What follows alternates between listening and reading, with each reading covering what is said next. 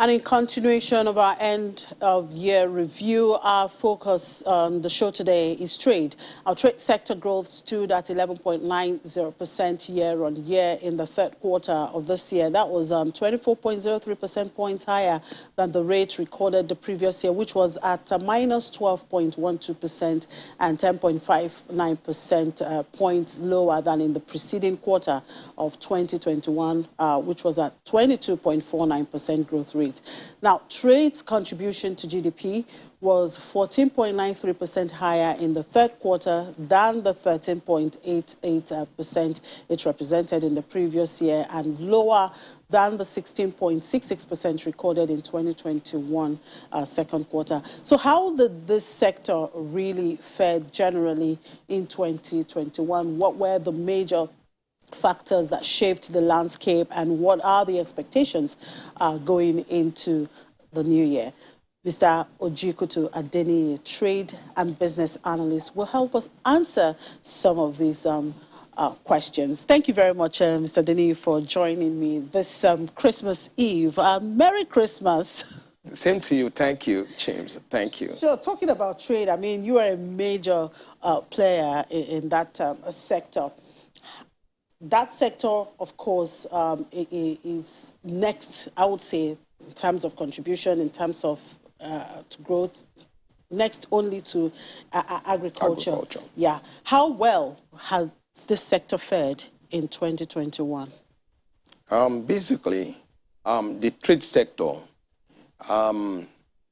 it's the sector that includes the largest chunk of participants, from the micro to the small to the medium and to the large enterprise. And this sector is as important as the agri sector that produces. So implication of this sector, doing well has a serious implication on the economy of our nation. However, some of these growth figures that we've seen, we say they are growth because where we're coming from. And I must put this to the table, that aside from the Q1 2019 that we had positive 0.85%, COVID, some people felt, okay, it's because of COVID that we have negative growth rates in trade. But before COVID, as early as Q2 2019, we've been having a negative growth, which I think some of you, we came to the studio here to discuss. So Q3... And those challenges or those issues that are in that sector hasn't gone away? They have not. We will say the major, impact, the major negative balance that we had was COVID, that, we went down because of COVID. But the recovery that we're seeing compared to Q3 2020, compared to Q4 2020, that we're seeing are recoveries from the negative balances that we had, against COVID. However, what are the things that caused it? Some of those things are, number one, is that we have failed to put the policy directions together. When we talk about trade, when last do you think that the Federal Ministry of Trade and Commerce had a roundtable with all the states? These are very critical sectors. The trade sector encompasses the micro and the macro economy, and is the second contributor to GDP, looking at the fact that the states, some of them, they cannot even reconcile between, or they cannot define their, trade policies. And if you can't define the trade policy, the macro, contributions give rise to the macro. So if you are not talking about the contribution in your state as increasing, that means your quota the quota that you are contributing to the federal data, you understand, will not be increasing as well. And if it's not increasing, the Nigerian economy is affected. So the micro is much more important to my own view. So all the factors that are hindering them, some are to do with taxation, lack of policy, direction, and lack of proper focus of government, because some of the government does not understand that some of those taxes you put into trade, like people are doing deliveries. Those people that are doing deliveries, maybe the delivery vans or the delivery or things that are bringing produce for trade, maybe from other parts of the country to Lagos, there are 1,001 impediments on the road. The foreign exchange policy somersault and what have you. So some of these things are things that government does not or has not properly sat down and synchronize from the federal policy onto the state and the local government. So the moment you cannot define and align these policies, because Nigerian Federation is made up of states. So some of the figures that we are seeing is as a result of the micro contributions from each local government to the state to the federal. So each of the states and the federal government should have an alignment. And I want to put this forward, that a trade policy or trade roundtable should be held. If it is the minimum, it should be quarterly, so that if somebody wants to do business in Nigeria, for instance, in Sokoto, the roadblocks, the impediments that the person will have will be very minimal. So you can imagine the number of taxis, a number of you're actually talking about the local trading locally right now. What about international transactions? Then looking at the issues in the ports. The ports,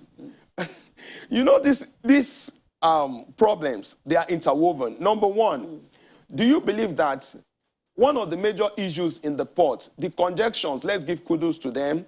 They have done well in terms of reducing the port congestion, but there are still very, many problems.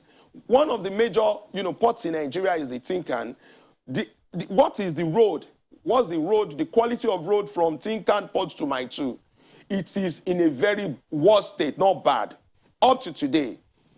Furthermore, in the last 1 week, there has been a server issue from last week Thursday to this week Wednesday. That's like a week to the week of end of the year and the Christmas, that a lot of importers are bringing goods in. You can ask people. These are facts. And some of these things are things that when people cannot access their container, okay, what is the excuse? The servers are bad. Servers are not connecting. People can't locate. That means they can't clear their goods. These are things that will affect the trade, because eventually those people that owns those goods needs to trade with them and quickly get money, exchange the money, bring other things in, and at the end of the day, the cumulative will now give us those figures that we see. So, but the microcosm of these figures are the little drops from each and every businesses. Starting from somebody that owns a shop somewhere and wants to deliver through a bike, and you see almost by every local government, somebody is putting something on the road to impede that trade. And the same thing with somebody bringing something. Somebody just said something recently that it's easier for you to bring something or export something from Lagos to India or to America than to transport something from Lagos to Sokoto, for instance, because the impediments. So these are things that has actually, affected, the trade figures. We can say, okay, COVID, and we are recording positives. Those positives. Well, we keep saying the base year coming from the year a very negative base year due to COVID. Absolutely. Now, I mean, we've gone through 2020, which was, the COVID year. We are in 2021, and we've seen vaccine and then the variants of the various variants of the COVID, and then we're getting into 2022 now. As a player in this sector, what are the specifics you think the government should look into in this sector to actually enhance this sector to contribute more to not just the GDP, but even revenue? Revenue, okay, for business people. Okay, revenue, even for the country. You know, revenue for the country, there are things that, you know, we have actually, like the ports, is not supposed to be a driver of revenue for government, per se. The primary is to facilitate trade. Their primary, you know, duty is to facilitate international trade. And if that is their duty, the aspects, but we have found ourselves in this situation. Well, for you business people, once you are able to, you know, rev up your revenue, it also impacts on the economy. The implication for us is that the government can decide to generate revenue through, you know, ports. But what we want is a seamless and very fast, you know, processes. Thank God that the processes were reduced, but we want it more. We want a 24 hours clearing system, paperless clearing process. And these are achieved in other countries. So there is nothing that stops us from achieving it in Nigeria. And if we do, it will help, you know, and improve the trade, number one. Number two is that, do you know the deficit that we're recording? We had 3.02 billion deficit in third quarter, 2021. You know, these figures, as a result of what are the things that we have to export?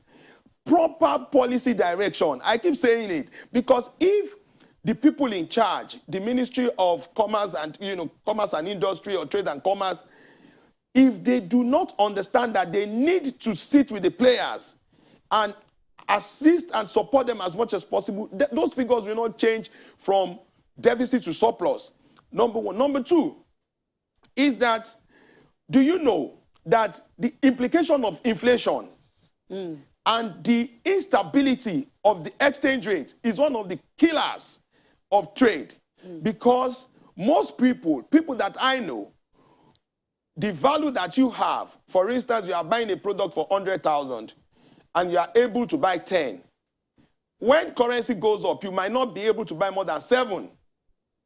Forget the price that you are selling. But your wealth has reduced, and some of the people are keeping their money to them. And if exchange keeps going up, CBN did well, you know, the issue, the era of Aboki FS and what have you, August, September 2021, they've been able to stabilize it at 575, as at today, 573, 570. But what we need to do is these things are not, we have a lot of eggheads in Nigeria, professors, non-professors, partisans, you know, practical people, people that are economics, that can help the government to shape some of these things. But my own view is don't shape at the macro, shape at the micro. What are the impact, what are the contributions of the micro people? Those are the things that will form those figures. But the moment you can say, okay, the inflation rate is, you know, reducing, that is to say that what is the price of chicken? Today is Christmas Eve. 8,500. What is the impact on the average people on the street of Nigeria? So I'm not, you know, 150% interested in those figures, but I'm interested in the impact. How many people can afford? How many people were affording those things before? And how many people can afford it now? Furthermore, if there is no stability in the foreign exchange market, if it keeps growing up and down, from September till now, they did well. The CBN did well. But they need to do better. And it's not just the CBN. We have to put all those, you know, other ministries together to help to drive the economy. If not, CBN is just doing the function that is not theirs. Theirs is fiscal and monetary policy. It's not particularly the exchange rates. That's their core. That's their core mandate. The exchange rate is just one of a lot they need to do. So, but we are overburdening them because the economy is a monolithic economy. The, you know, crude oil that is our major revenue, all other things that we have to put them into a finished product so that if, for instance, you want to export 10 containers of wood, that is just $100,000. If you produce and, you know, put value, that is, you increase the value chain. Enhancing the value chain. It can improve to $500,000, and that will be an, you know, import surplus for us I mean, that is going to be an earning for us. And those earnings, when they increase, the value of Naira would grow. I think that's where we would have to leave this conversation. I'm sure you guys belong one association or the other, and that should be the focus. How can you players in the trade sector actually help the CBN, as you've said, to stabilize, by enhancing the value chain of whichever product that you produce and you trade? I guess that might just be the conversation you guys will be having, and perhaps in collaboration with the responsible governments, So, I mean, that's where we will leave this conversation. The and let's just and the local government absolutely carrying all the states and local government along, and we have a better Nigeria. Absolutely. Thank you very much, Mr. Ojikita Adeniyi, for being on the show with us this morning. And once again, have a Merry Christmas. Thank you very much.